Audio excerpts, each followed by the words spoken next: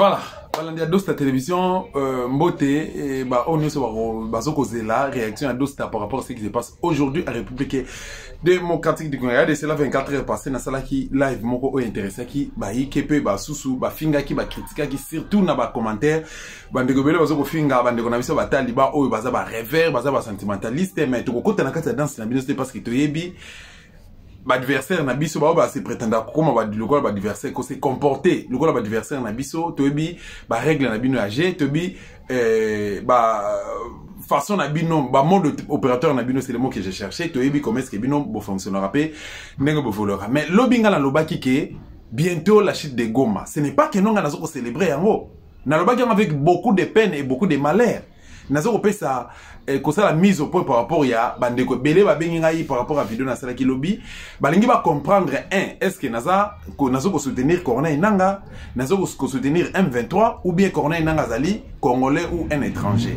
nazo ko pesa précision par rapport ya trois questions importantes trois questions importantes on a mona ke na ko répondre quand même na question ya liboso. Je suis un patriote RDCien. J'aime mon pays et je défends les intérêts de mon peuple. Parce que nazo na ambition, ambition. Donc j'ai des ambitions pour ce pays, pour mon pays. J'aime mon pays et na souhaité qu'on vivre un étranger. J'aime mon pays. Je préfère mieux faire mon combat ici en RDC. Na repesa angle te périmètre to si kanga nazo ko vivre te. Actuellement ou au moment où nous avons la émission Oyo, mais nana lobayango avec beaucoup d'énergie, avec beaucoup de certitude. Il y a Liboso Corneille Nangaa azali congolais. Pourquoi azali congolais? Parce que je connais sa famille. Naibi noko naye Idiambito. Idiambito azaki ceux qui n'ont pas sanité na ki mwana moké vraiment. Et tous qui ba voisin, biso na kata kamba da dingi, wango baza na ngo Monki Nkusa. Donc entre Ipen na Kamba Dadingi. Donc, juste au bimi na Kamba Dadingi, au Tamboli, je crois, bah, 250 à 300 mètres hein, des résidences officielles, il y a Idiambito, Ezaki Wanazaki, secrétaire général, il y a Mouvement Populaire de la Révolution. À un moment donné, Nazaka, ministre à budget, ceux qui n'ont pas sanité. Donc, voilà. Corneille Nangaa Arobenga Idiambito Noko. Je connais la famille grande sœur à Corneille Nangaa Kombone Geneviève Inagozi.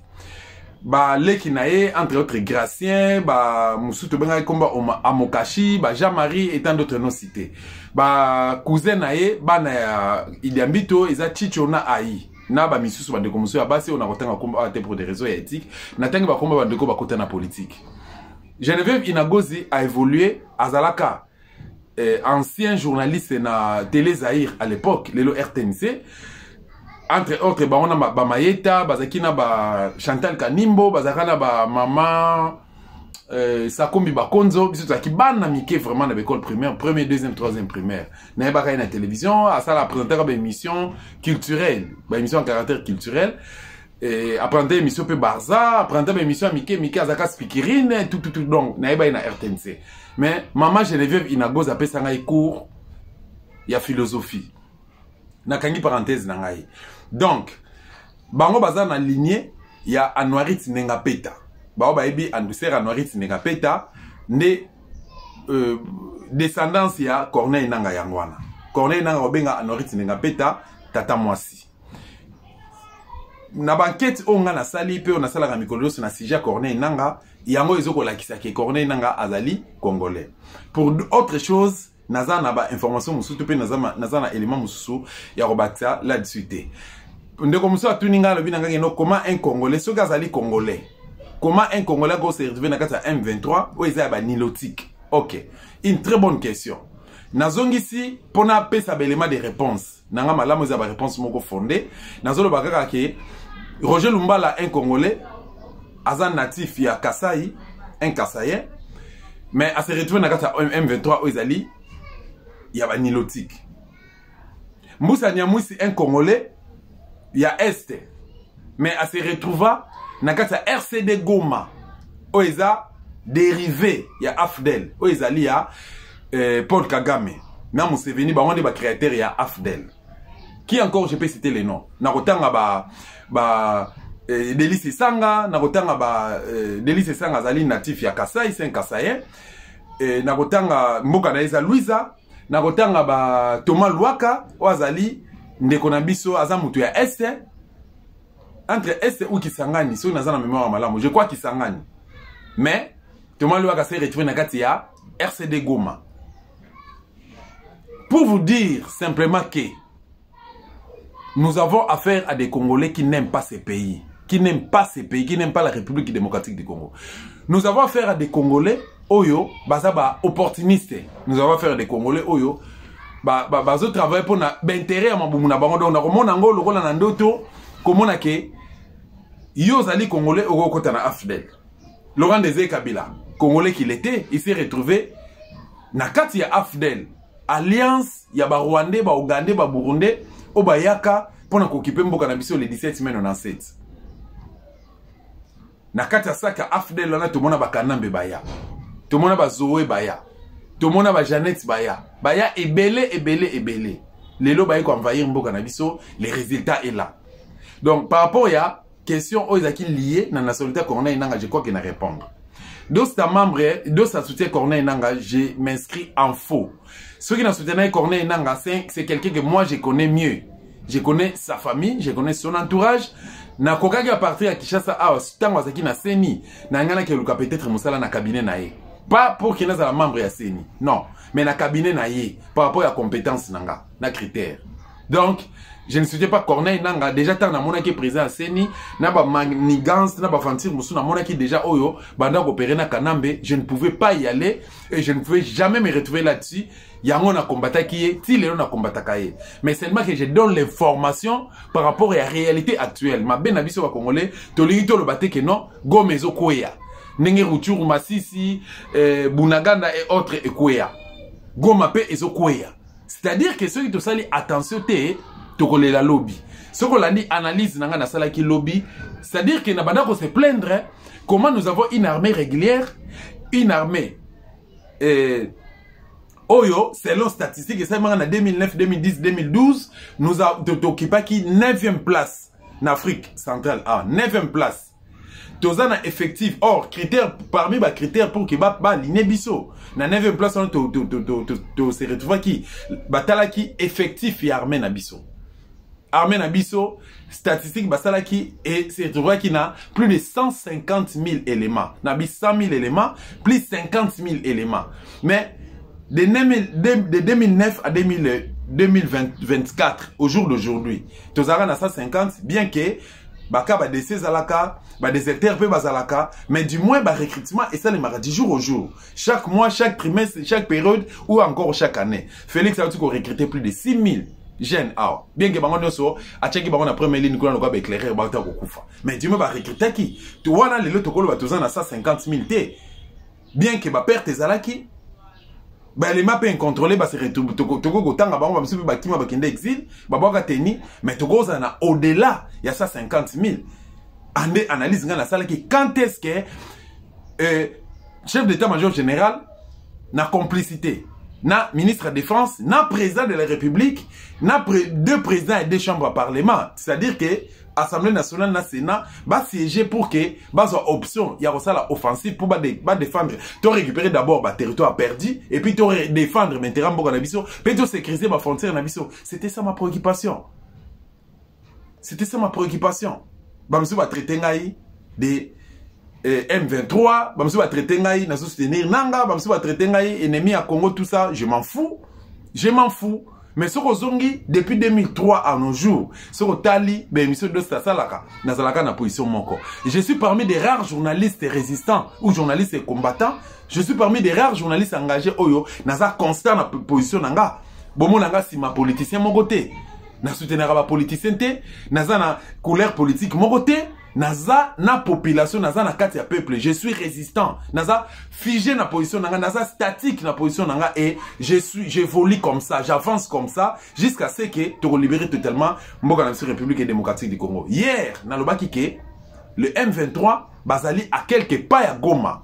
Mais au jour d'aujourd'hui, avant na nukuta comme les kamna na loba, tolandi réunion au était kosalema hier, conseil militaire et salema qui ezaki présidé par Félix Bemba Zalaki, le ministre de la Défense, chef d'état-major général Azalaki, Christian Chiwewe, premier ministre Azalaki, na ba président ya Parlement. Donc, Parlement, Sénat, na qui Assemblée nationale. Mais curieusement, conclusion, autres rapport na bango, entre autres, c'est important, dans 2-3 jours, ça la couvre-feu.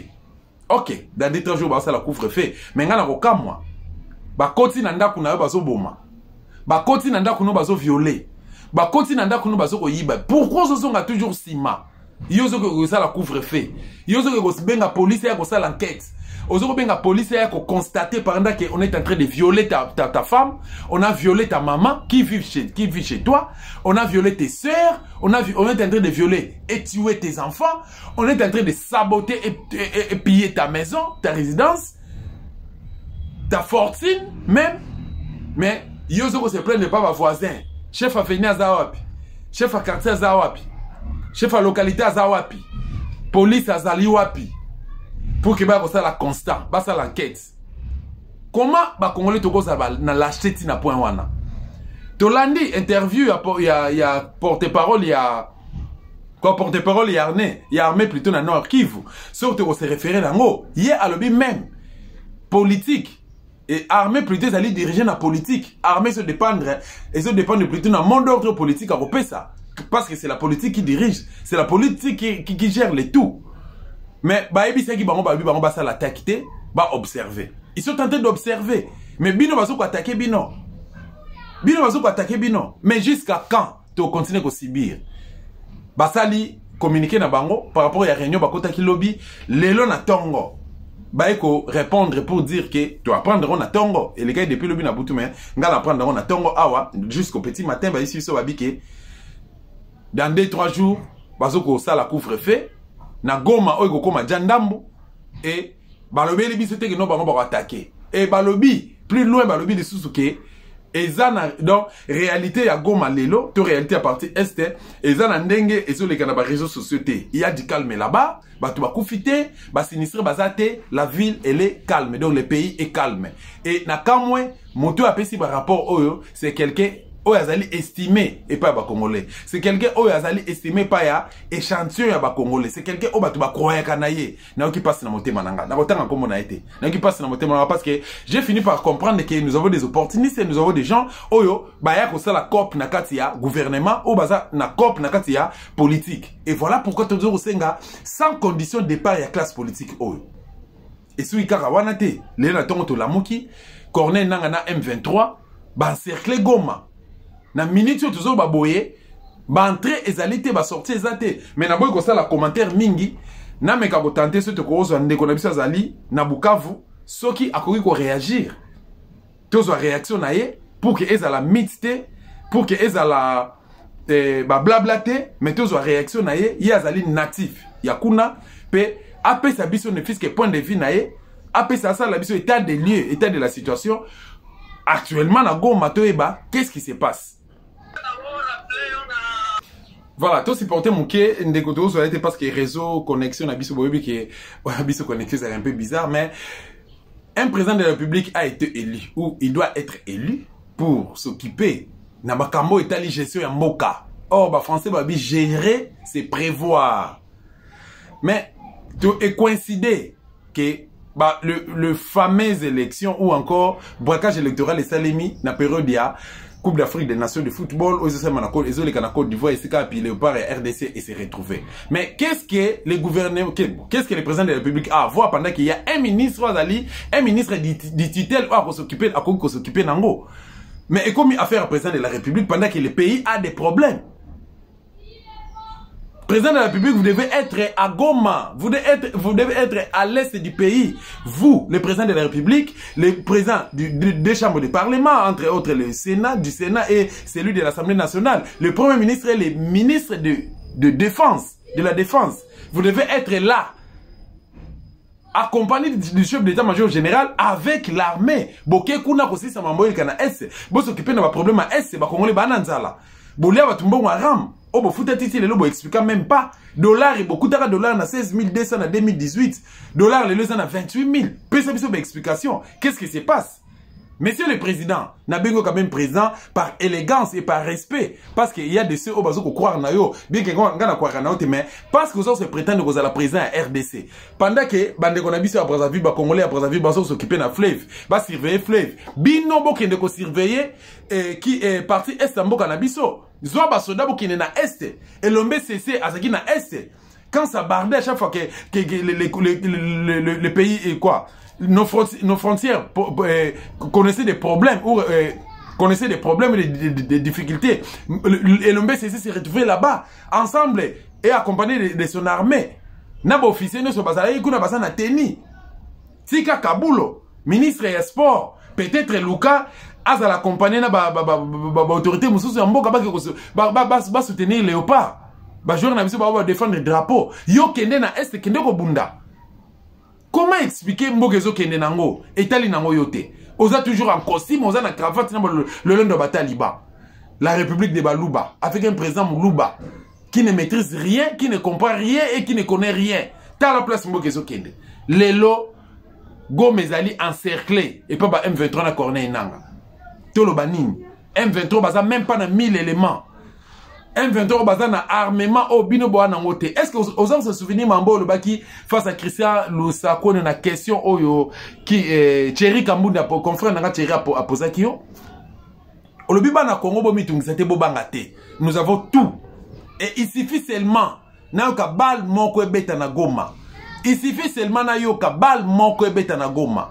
Ce que beti mercredi, le même mercredi, jeudi à la fin d'ici deux chambres à parlement, n'a eu autorisation en rapport à la charte d'occupation pour que tout ça la tête toi attaquer Goma. Où en sommes-nous?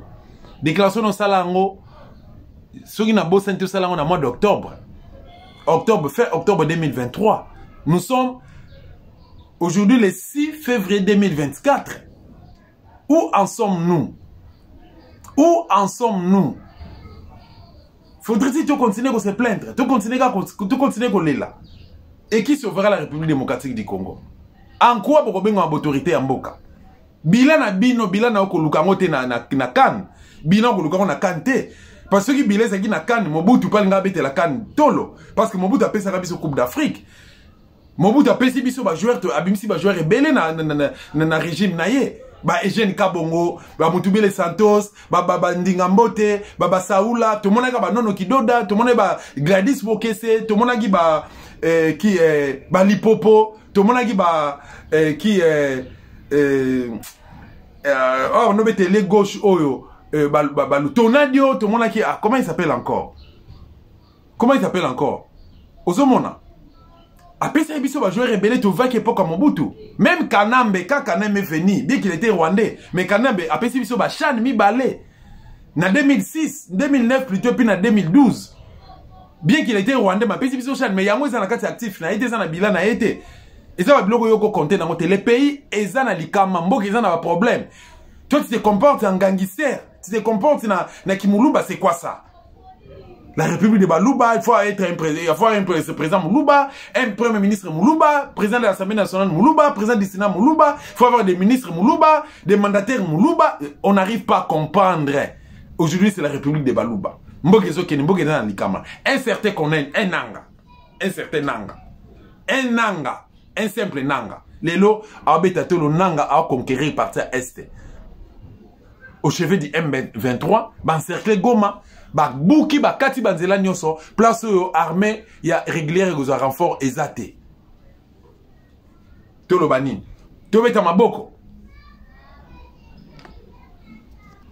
yoka ndeko na ye yoka banduku nako milizo kwa question moja pale chilo mporanja kusema moindre escarmouche aranja kusema mumbombe asha kulewa ou bien alikuwa normal. Moindre escarmouche hata kama banaua Kongole moya moindre escarmouche aranja kusema mumbombe ou bien mu normal. Mechilo kama oranja kusema mumbombe juu cheze na shie matakwa mamako. Kama oranja kusema mumbombe juu ucheze na shie matakwa nyakero. Kama oranja kusema mumbombe juu ucheze na shie mapumbu wako. Ni kucheza na shie na ule mwenye atashirika matakwa mamake na matakwa babake na matakwa familia yake yote Ça c'est joué, ni kucheza na shie. Donc ile escarmouche unaacha kusema ni mpombe. Ou bien ni whisky. Moindre escarmouche, mavimbele escarmouche. Na mu escarmouche escarmouche mwanyakero na mu escarmouche mwako na mu escarmouche ya familia yako yote imbwa. Kwani kama kutumwa mwanaume na mapumbu ya bwana kuri kafuti mtoto wa imbwa na mavi ya escarmouche mu escarmouche mu bibi yako na mu escarmouche mwako mtoto wa mpanya we chezi kungoba kimuto muntu kile kitakufaka sami ni jongo pencho ni kiimbwa kitoto wa escarmouche. Padre, bonjour. Bonjour, ça va? Oui, ça va un peu bien. En partie seulement parce que ce qui se passe à l'est et là-bas, ça me préoccupe tellement. Mais quand on peut couper sangai tableau actuel, il y a même dans quelques minutes.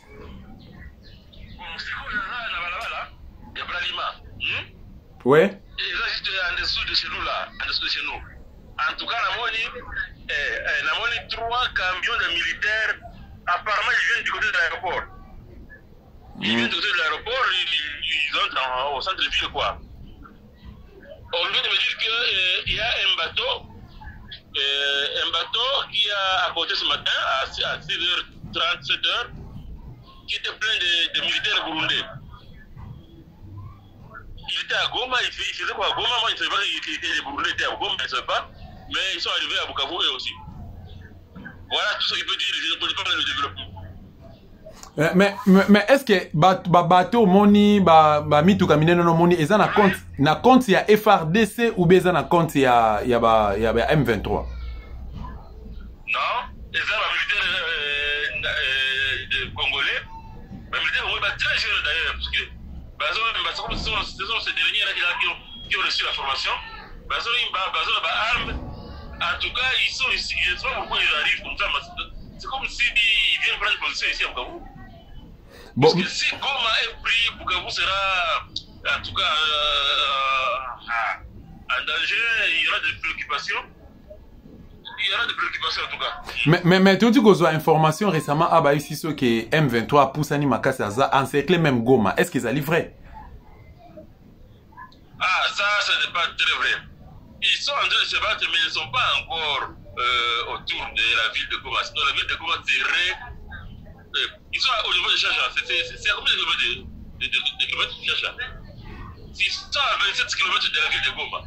Donc, ils ne sont pas encore dans la ville de Goma, non. Donc, mais il y a une bombe qui est tombée dans une maison à Goma. Donc, le M23 est à 27 km de la ville de Goma. Non, Bitumba est là qu'on a eu à 27 km. Ah. Le M23 et c'est les militaires congolais. Donc, bombe wana euti na ngamba Bitumba et tombé. Et tombé na kati ya ville à Goma et créé ba dégâts. Et tombé na kati ya ville. Mais awa na gouvernement congolais ba uti koloba ba démentir nyonso ba lui que la ville elle est calme ba zolu ngandi ba ça la couvre-feu na compte ya gouvernement et puis même ba sinistré ba za na bango. Bombe qui ndaka musika ba ko tinda ngo et qui na 5 na 20 km. Ça dépend de la catégorie de bombe. C'est vraiment triste. Merci beaucoup, Padre. Ce qui est l'élément, c'est que Zali, au bombe la bisute, soit à ta voice ou bien au bengi, tu vas pour que tu me gagnes peu informer mon kill mon bimba. Oui, c'est ça, je suis français à suivre. Nako fait suivre. Bon, na l'égide d'ailleurs ce soir même, les militaires ont évacué au pied déjà la camion Missat. D'accord. La camion Missat doit être côté aéroport. Hein? Il n'y a pas de problème. Il ouais, il n'y a pas de problème.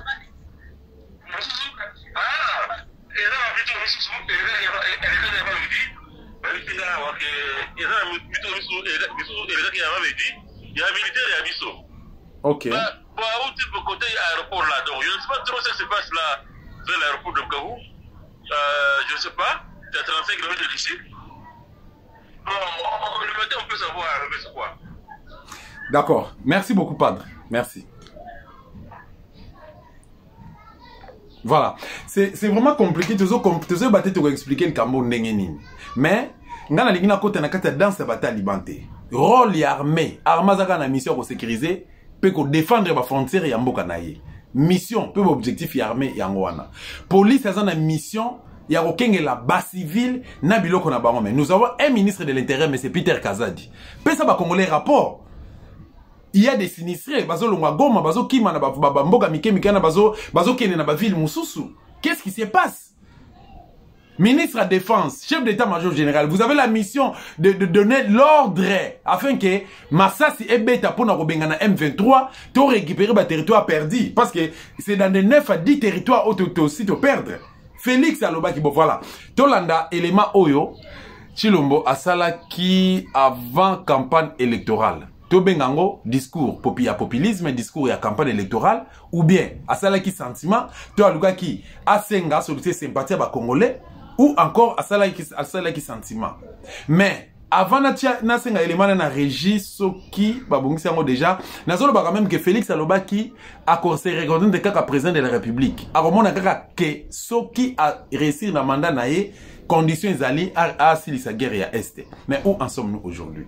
Faudrait-il to côté ye moko tanga zoko mitala tant atali ba discours na ye na ba promesse na ye ba multiple promesse na ye ata la réalité ya Goma, réalité ya Bukavu, réalité ya Rutshuru, ya Masisi, réalité ya Kiwanja, réalité ya Bunaganda ata la passe au ba congolais bazoko mona lelo. Est-ce que so mona ki a réussi na premier mandat na ye to zo mona ka zo mériter ko zo deuxième mandat ou azo mériter ko za la président azo mériter ko za la même gouverneur ya Goma, gouverneur même ya Matadi ya Congo central.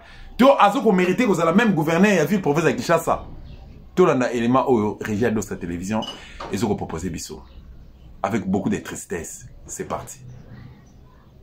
Ils sont ensemble et puis ils disent bon bah allez prenez les armes et tout ça. C'est pour ça que je dis ah bon, je sais que c'est vous les Rwandais qui êtes derrière. Maintenant ça suffit. Et j'ai dit aux amis ce que je vous ai dit, ce que j'ai dit devant le peuple à Tchangou, je l'avais dit précédemment parce que par respect pour les Américains, j'ai dit voilà. Vous voyez que Kagame se moque de nous, je vous l'avais dit. Il se moque de nous. Maintenant, il faut qu'il y ait quelqu'un qui se lève pour l'arrêter, et moi, je suis ce quelqu'un-là. C'est pour ça que je dis, je le redis ici. C'est pas une blague. Cette histoire-là, comment on a dit l'Alliance du fleuve Congo. Voilà.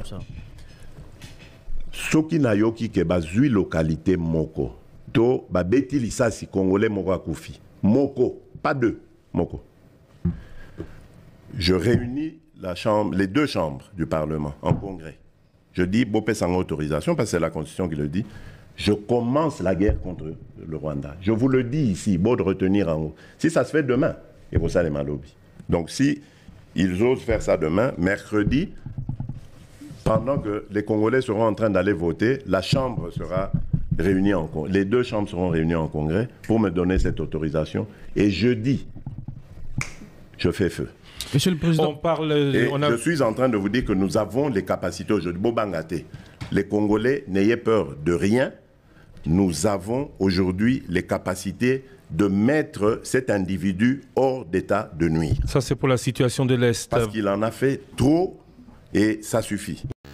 Voilà, nous avons accompagné message Oyo Félix Asaleli Paul Kagame. Donc, ultimatum malate Asaleli Paul Kagame na message au Paul Kagame Asala qui récemment awa après ba multiples déclarations sur le comité théâtre de chez nous, sur les théâtres à Mangobo, les théâtres Ngadio si vient na PC Mbota parti à Londres ou encore les théâtres Minzoto Wela Wela. Ah, le but que non, tous les pays du Grand Lac ont vite compris que Félix Tshisekedi est un stagiaire raté, un incompétent, jouisseur opportuniste à la tête de la RDC. D'ailleurs, il est en train d'amener petit à petit la RDC dans une guerre civile qui risque de déstabiliser notre sous-région. Avant de parler d'attaquer les Rwandais, Félix Tshisekedi doit d'abord dire à son armée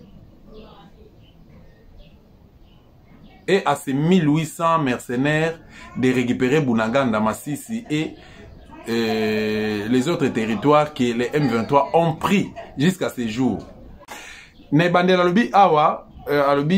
Quand j'ai envie de rire, je dois regarder les futilités que raconte Félix Tshisekedi. Félix Tshisekedi parle de la guerre. C'est comme s'il promet d'acheter des bonbons à sa maman.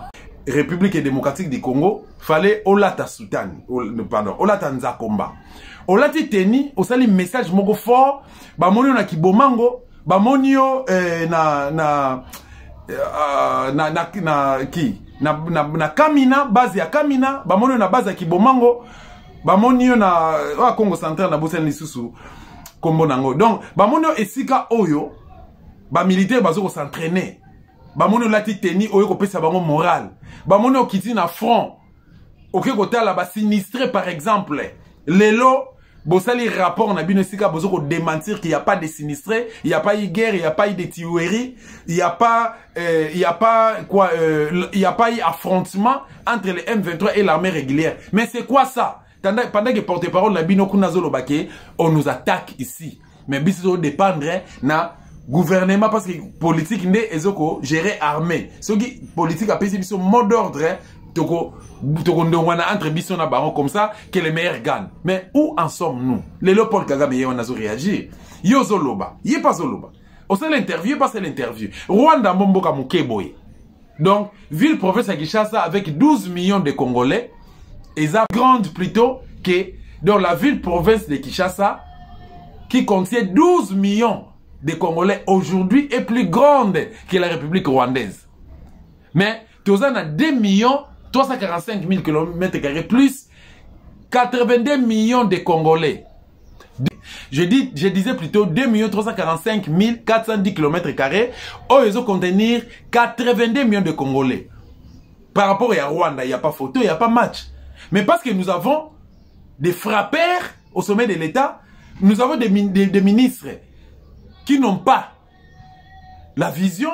Nous avons des députés et des sénateurs Oyo, Basaki même pas préparé le rôle à Mokonzi na bango. Basaka Kaboya Mombogo Etamona Kibudi. Quand est-ce que nous allons prendre les devants, nous, les Congolais? Et Papa Honoré Nganda nous a tout dit pour sauver la République démocratique du Congo. Après ça, ici des sorties. Ici des sorties pour na Papa Nganda. Après avoir ça l'autopsie à RDC Ezakinine. Abi, il faut population à Téléma. Ceux qui ont Télémi, ils ont la solution. Même Félix a respecté Bisso. Félix a respecté Bisso, il se moque de nous. Pourquoi il se moque de nous? Parce qu'à mon avis, non, tout ça n'a pas lala. Tout ça n'a pas fanda. On accepte les tout. Bah même si on a gauche, to kei. Bah même si on a droite, to kei. Bah même si on a corona nanga, to ndimi. Kadimaye, to accepter, to agréer. Kadima pesi biso Félix, le roi président de la République. To betele mamboko. Félix à l'équipe, betele mamboko. Mais mboko ezana likama. Dollar na 28. Lipa 1000 francs. Transport ba chauffeur. Soga leki a sopé sa prix. C'est le mentionné ba sentiment nae. Félix a bomi éducation. Gratuité enseignement oyo à tenir compte même na budget mboka te. Ba enseigner le bazana na salaire à combien? Il y a combien? Qualité ni enseignement bazo ko pese pa ya bana na biso.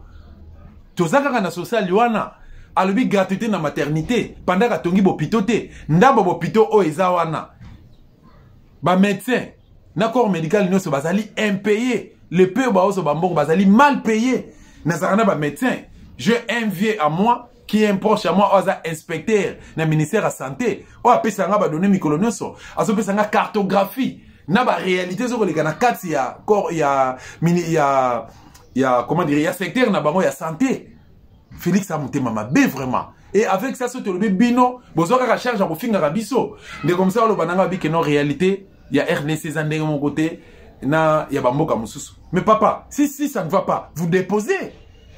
Est-ce qu'il y a que Félix dans ces pays? Mboke toni na intellectuel et belé na nord, sud, na est et na ouest. Na diaspora kuna nous avons des gens oh batangi. Oh bazaka même na compétence, bazana ba critères. Comment tu veux limiter Mboka na biso na motoloko la Félix?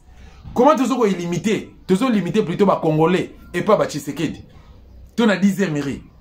Pas la bango ezakaka, ceux qui ba pesi une information moko bo Félix alobi escarmouche. Alobi escarmouche. Bino bobeti maboko. Boyoki gros mot. Félix alobi gros mot. Ni na wana moni yango quelque part à mutu moko ko tindanga on a tout de même na ce qui même en passant. Na ce qui kaka en passant. Voilà. Escarmouche, voilà. Nzo keza nango bouteille ya masanga, ba masanga o Félix amela tango sala ba sentiment na escarmouche. Ça fait très mal hein? La moindre escarmouche. Soka monika la moindre escarmouche. C'est quoi batali ba so ba yogi Félix a employé ba mot difficile là batali ba moni en grave boyoki Félix a ba français ba mikolo, français ba intellectuel. Abimisi gros mot escarmouche ezana ngo bière, whisky, yango. Escarmouche. Donc, on ne peut pas parler de la RDC Totiaka baluba liboso. Bolimbisanga baluba nyonso te bazali mabe. Une partie, une toute petite partie ya baluba kaka ne va poser problème dans Mboka na biso. Bolimbisanga vraiment, mais je dois le dire. So de ne sont parce que Mboka na biso kotika la kaka boy. Tokotika na biso kaka boy. On doit défendre les intérêts de notre pays. Les Mboka na biso ekena likama. Yo zui libako ya kofinga kabiso. Yo musana no ka kofinga kabiso. Ko finga biso, ko critiquer biso, ko traiter biso de tous les mots. Mais t'as la situation de ça lelo. Une fois kaka Gomez a tombé, tu as perdu. Tu as perdu. L'histoire minembo et beta maral sous-souté. Depuis septembre 2020, le 20 septembre 2020, né décret wana signamaka pour que minembo comme commune rurale, Robert Wanoma un bourgmestre. Félix a outil Belgique 2 jours après hier a dit que non. Je suspends cette histoire. Mais de pas suspendre cette histoire. Depuis 2020 à nos jours, ça fait combien de temps? Combien d'années? Tout le temps à 2021, 2022, 2023. 4 ans après. Affaire Minembo et Beta Maral sous les solote. Et ça n'a oublié. C'est comme si, c'est comme une lettre morte. Et ça n'a oublié. Donc on ne peut pas parler de Rutshuru. On ne peut plus jamais parler de Masisi, de Bunaganda. Et na ba territoire mosusu. Lelo esiga M23 zali. Na 27 km. Le M23 se retrouve aujourd'hui à 27 km de la ville de Goma. On ne peut pas parler. Parce que Congo est à Tshisekedi. Congo est à Taliban. Congo est à Porso, à tout le monde boye. Na kotanga caméra était pour caméra za Congolais za Rwandais. Mais nazotanga la bino mbusa nyamwisi. Nakotanga pe matata po n'était pas kaza rwandais. Nakotanga mbusa nyamwisi. Mbusa nyamwisi voilà. Mais mbusa nyamwisi et puis nakotanga pe batu luko n'était pas kaza burundais. Mais mbusa nyamwisi ozana kata gouvernement, oza ministre. Mbusa nyamwisi ozo kotambola na Félix lelo, ozana ba Bemba, ozana ba Félix, ozana ba Tunio selo na kata union sacrée. Mais toujours c'est la fils qui était au déclaration na yo attaque natif. Il y a un parti Estamboka Nabiso. Yopozali, ancien rebelle. Yebisabiso, qu'est-ce qui se passe là-bas? Tu es la chef d'état-major général. Osa la biso meeting, oh les landais, on les la kawana. Qui va trahir. Bozu ba stratégie va trahir. Mais stratégie à touro ezanini. Pesa biso stratégie aux huiles lelo ezanini. Ah, wa ceux qui va congolais ba lobi que no ba ça la marche parce que bientôt tu repères de Goma et vous allez chita Goma beaucoup kanga bango. Ceux qui na Goma ba lobi ba ça la marche parce que baso agressif parce que massa c'est oubétant parce que tu ko benga quelqu'un azana Goma alors bina biso bombe ya une bombe ya munene eti ko tomber na kata ville la Goma bombe c'est tombé babili ça cité bombe eti ko tomber na ville la Goma. Quand est-ce que Félix a quoi agir? Quand est-ce que Félix a quoi agir? Ba récepter ça Goma boza na gouvernement boza na kata union sacrée ya SC1 boza na kata union sacrée bo agir. Bon, loba quelque chose. Mais c'est Bitankuira. Loba quelque chose. Loba quelque chose. Ah, Vital Kamerhe déjà ça c'est un qui dialogue. Alors, bien que non, il faut d'abord dialoguer dans M23. Pour la guerre. Je suis pour que tu déclenches guerre contre. D'abord, tu attaquer M23 puis tu déclencher guerre contre les Rwandais. Mais tu as des zobaté. Il faut te réformer d'abord Armée Nabiso. D'abord, il y a un moment que la population d'abord à Téléma. Tant que la population à Téléma bouté M23 Libanda, tant que M23 au Kenya, Rwanda, na Ouganda, au Kima, na Burundi, et puis en ce moment-là, Bisso, tu se retrouver entre Congolais, tu réformer l'armée na Bisso. Après, si tu déclencher guerre officiellement, en ce moment-là, tu as une assurance. Vous voulez faire la guerre avec les Rwandais, avec quelle armée, avec quel militaire? Avec quel officier la stratégie militaire au binobo maîtriser? Et pourquoi? Pourquoi Bolingi ba Congolais ba télématé? Bana ko le Congo démocratique. Nazo kata message nanga. Nazo kata message nanga na kotiela bino élément au papa Honoré Banda. à l'obéla biso qui est bon entendre et l'autre côté parce que rien ne se construit plutôt sur les sables parce que Félix ne fera rien. Félix Azali dangereux que quand même moi no bochaka na mutu ya mboka na biso o ya Rwanda o ya utaka Rwanda ya kana kata saka Afdel Bobenga ki Joseph Kabila mais c'est pe na lingi seulement na pe sabino conseil bande ko na ngai minero kwa bozeli boso na ngai pe au travers na bino ba komisango o mosusu nyonso ya Congo ba jeune o bazeli ko la bino bande boye bozala conscient na position na bino na kati ya mboka o ko pesa bino responsabilité monene. Il faut beau découvrir position na bino. Koyeba motu koyeba position na ye ezali très important parce que ngai na préféraka toujours ko pesa ko insister pona point wana po batu mingi bakemba kana yango te. Biso batu toze lokola ba chiffre. Soki okomi 0000 motoba oti 1 à la fin. Ezei 1 millionième eloko ya moke mais soko longoli 1 wana zongi si liboso ya 6-0 a komi 1 million position ezei ko pesa yo importance na yo na kati ya société yeba position na bino bozali plus important que ba politicien plus important que ba homme d'état parce que bino bato bozali ko changer mentalité ya peuple. Peuple oyo mentalité na ye eze libéré te akozala jamais libéré ata boye na mandoki boli bobengani bapaya mais mentalité na bango etikali mentalité esclave bakozonga kaka na esclavagisme bakobimate. C'est pour cette raison que ezali très important ya mibale na lingi que bandeko ya mboka Congo boye ba que mboka na biso ezali ko traverser moment moko fatidique. Bazali ko négocier avenir ya mboka na biso na mikili minene ya nord. Soki biso to telemi po to ganga pe to récupérer vite souveraineté ya mboka na biso te lobi to kozanga mboka na biso. Ce n'est pas que tout tikala na kati ya ba problème ya ba gouvernement ya ba état d'annonce na nini non. C'est pour cette raison que Ndeko Nabiso Félix azali plus dangereux pour Nabiso Lelo que les Kanambe.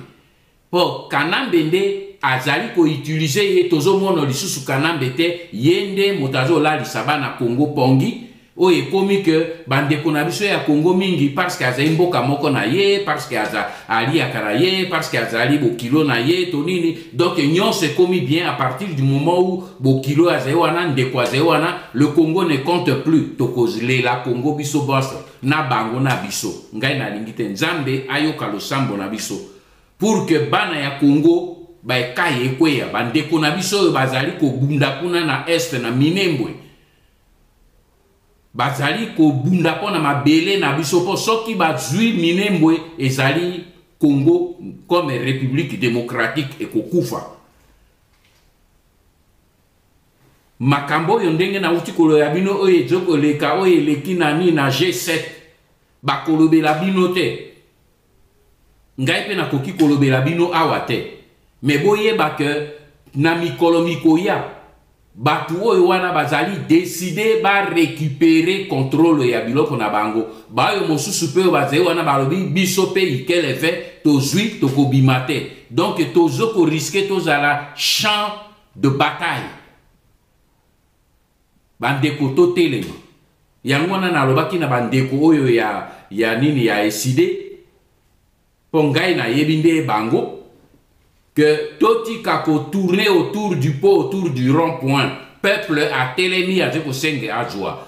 Souveraineté pour que lobby Toko Kako dénoncer, to mettre fin na grand complot, ou Ezeko Lukako mettre fin na République démocratique du Congo. Nzambe Apambo Labino à la prochaine. Ingeta.